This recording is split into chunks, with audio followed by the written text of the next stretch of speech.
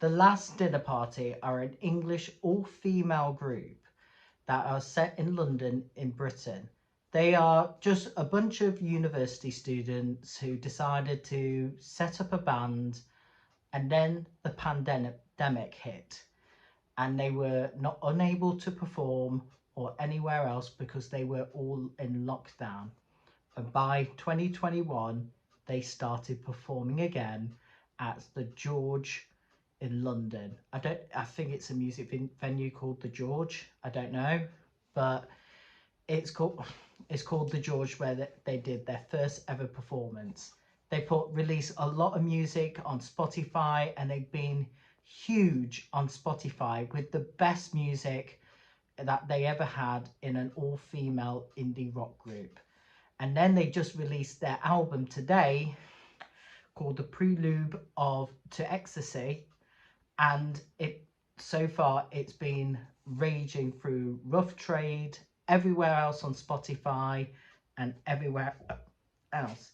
And today we are reviewing the greatest and ever album of all time, to my opinion. I know that's a bit of a spoiler and I do apologise, but today we are reviewing The Last Dinner Party album review of Prelude to Ecstasy.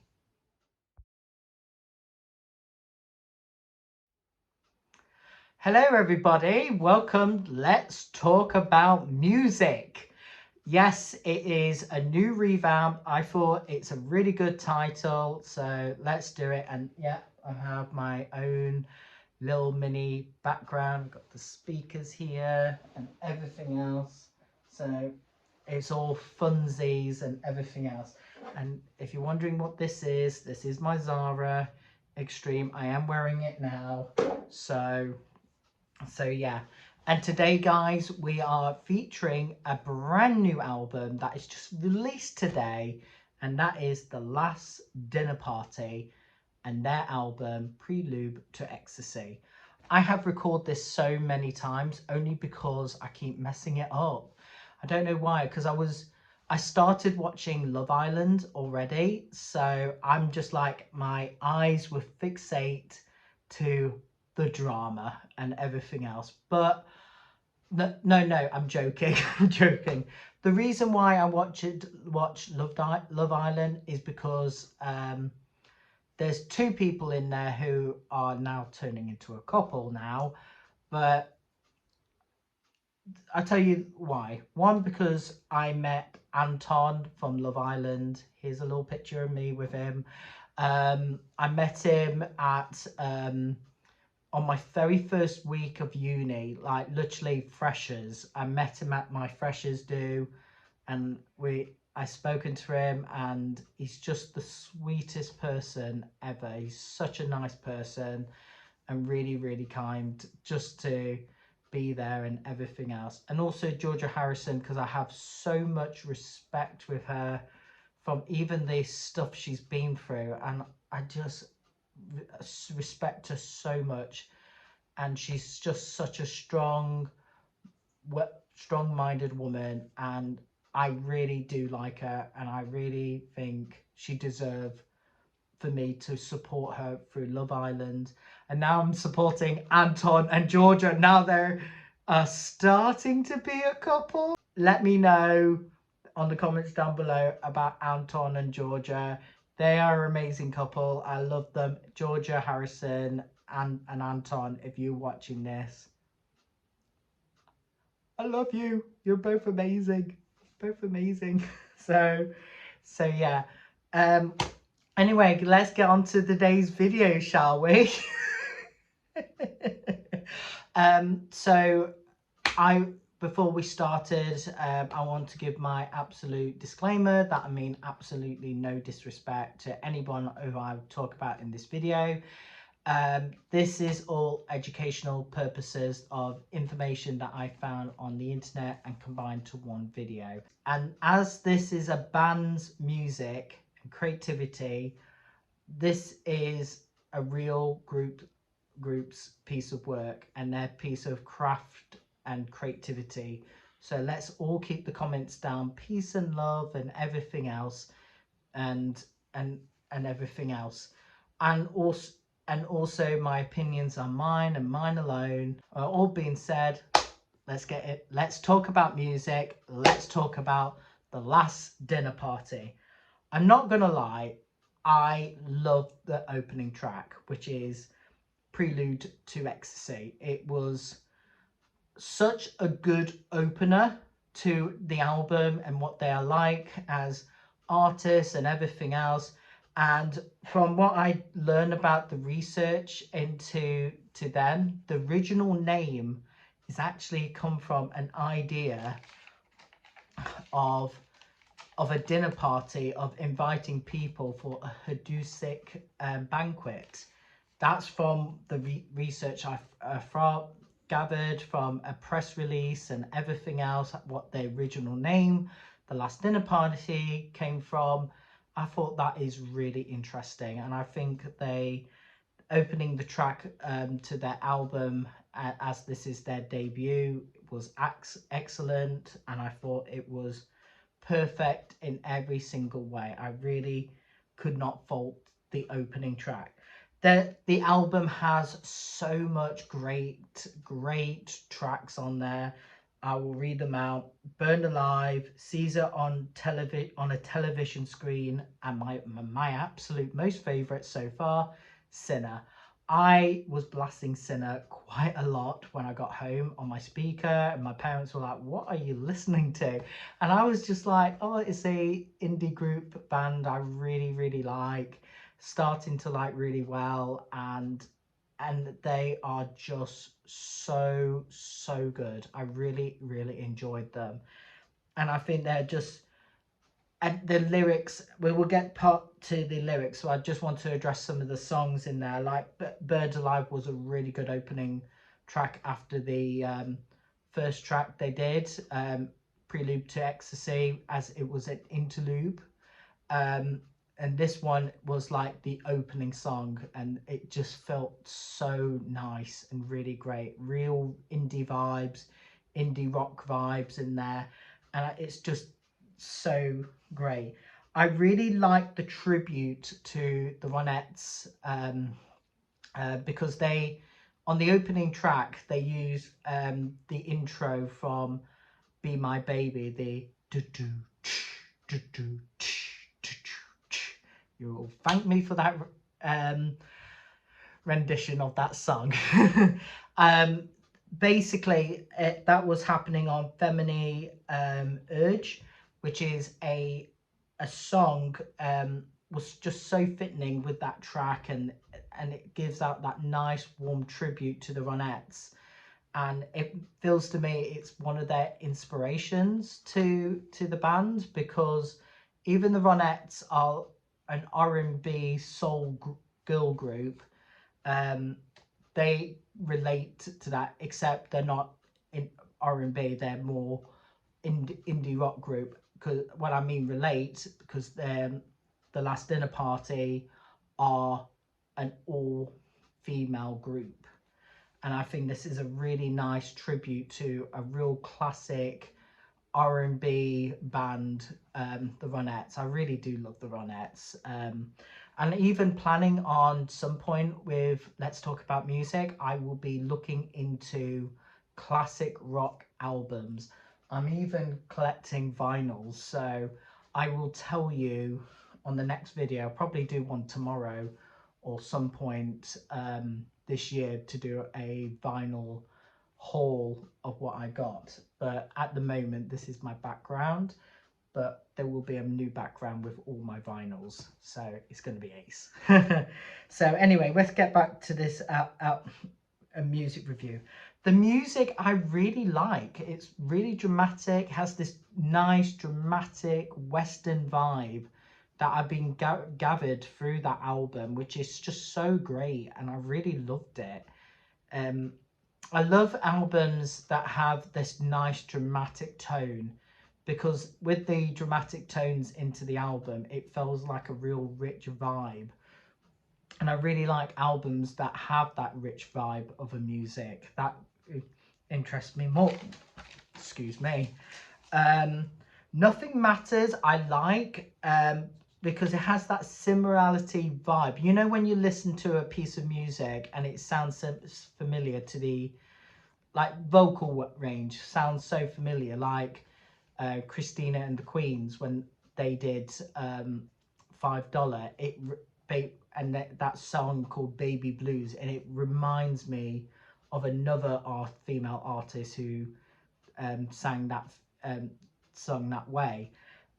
That's the same with Nothing Matters. It had that similar tone to ABBA's Knowing Me, Knowing You, and it's still great. I like the lyrics in there. I like the harmonies as well. It's so connected really well. The singing on this album was so good. I'd really like to go see them live, because I did almost went to see them live in Nottingham when they came to Rough Trade. The reason why I didn't go, because I was away last week, so, or I was doing something that I could not be there, but I want to. I really wanted to meet them now. The singing was so connective and so meaningful, full of passion, because when you singing on albums, you got to make it more connected to the audience and make that connection strong and powerful and everything else. And I felt like they established that perfectly through this album, especially for Sinner, where it was so catchy and so uplifting. I just, like, when I was writing my notes down, I was like, really want to dance it through now, really want to dance it through. That's me, that's me, that's me. And so passionate on that one. The songwriting for Nothing Matters, Caesar on a Television Screen, and Sinner are so good. Like, I can't fault what not a great song that is. There's no way I'm giving this album a bad review or a mixed review. I felt like the whole tone is just so fitting to how they are as a female indie group band. I just think that it's just so good as what they are. The song, especially with the songwriting, has like a meaningful tone in there, and the lyrics are very relatable for the listeners and everything else. I just felt like it connect really, really well, and it has that really nice strong tone, and that's what I really love about them. And that's my review. Nope, I am doing an artist overview, so there's some information that I learned about and what I heard about and everything else. So this is my artist overview of my own opinion. So yeah, just in case if anyone's new to the channel, that's what I do. Okay, so we're already established on the intro that they are an indie rock female group that resident in London. And when I first heard that they're from London, I thought they're from America, to be honest, because, like, it's just that the singing, hearing the songs, how they sang and everything else, I thought they were like, oh, they must be from America or something. And then when I did my research, they are from London. I was like, wow, that's amazing. And that they're a really, really impressive girl group. Really, really appreciate them. Really do. They have a range of influences, which I will carry on down on the list. So their main influences are Kate Bush, Susie and the Beanies, Beges. I do struggle pronunciation, so I do apologise if you're fans of this band. I'm very sorry, and if you're fans of Susie Sue, I am so sorry as well. Roxy Music, Queen, Sparks. I can understand why they're inspired by Sparks, because the singing is so familiar to Sparks as well, and same with Kate Bush as well. They sound so familiar, and I was just like, that's Sparks, right? And I was like, and then it just sounds so familiar, which is great, which was amazing, and it just sounds so connected to their original source, and then having Sparks coming in, it just sounds so familiar. If you don't know who Sparks is, I'm doing my Fantastic rendition. This town ain't for the big for the both of us. Dun dun dun. You can thank me for that rendition. Florence Welch, who is from Florence and the Machine, Warpaint, another great girl group, and Bowie, and they're just, they have this huge range of old artists that they're heavily influenced for, and I feel that it's a really good thing, you know. Like, if you're inspired by an old artist, like artists like from the 70s, 80s, and 90s, I think it's really good inspirations, because you're learning from the best as well. Like, it's learning from the best, and I think that's a really good thing on that. This is my overview role of opinion. I really do love this group. I felt like their songs are starting to be more big and well known, and I feel big hopes for them for this year in 2024. In 2024, nearly said 2014. I do apologize. Wrong year. I have a real big hope for them, because they're so original. They're not copycats or anything else. They're so original to their own selves, and they've really presented this strong, ambitious music that is so authentic, and their style, their live performances are just so in sync, and I really do enjoy that style of music, and it's just so fitting. I have so much big hopes for them for this year. I really hope they will go to arenas next year. I really hope. I like listening to their music. I think they should do arena tours. Not just arenas. If they get so much more praise, which I'm going to put the link down below of their album, Prelude to Ecstasy. I hope they will do arenas next year and stadium tours. Or headliners at Glastonbury. Oh no, they're not doing, Glastonbury's not happening next year. But I hope they will do Glastonbury this year, because they're just fantastic. It means I can watch them live on the television. You can tell how lazy I am, really. How lazy I am, really.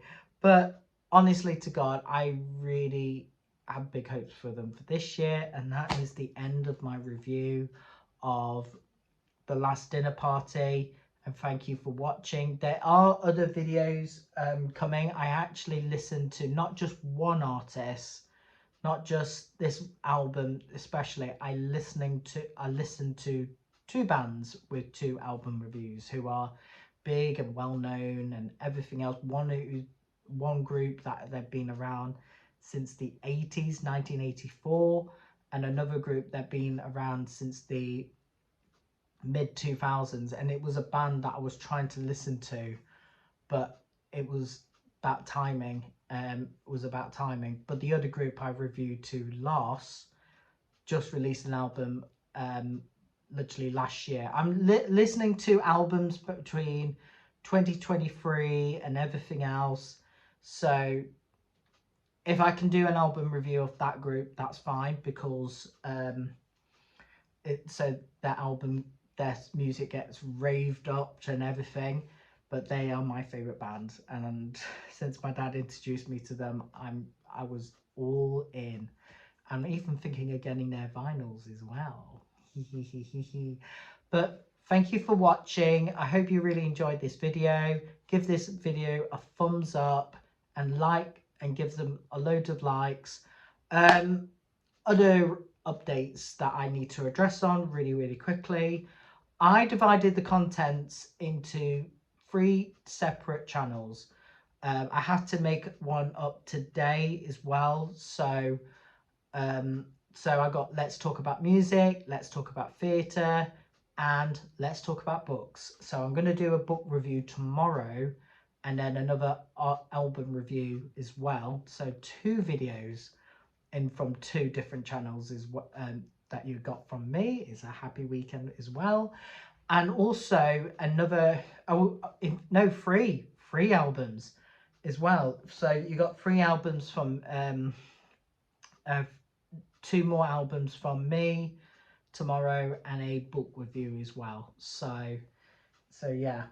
I just want to say thank you for watching, and I hope you enjoyed this video. I hope you enjoyed the new different contents as well. Here are all the links down below with my other channel, and I'll see you in the next video. Stay in tune. Bye.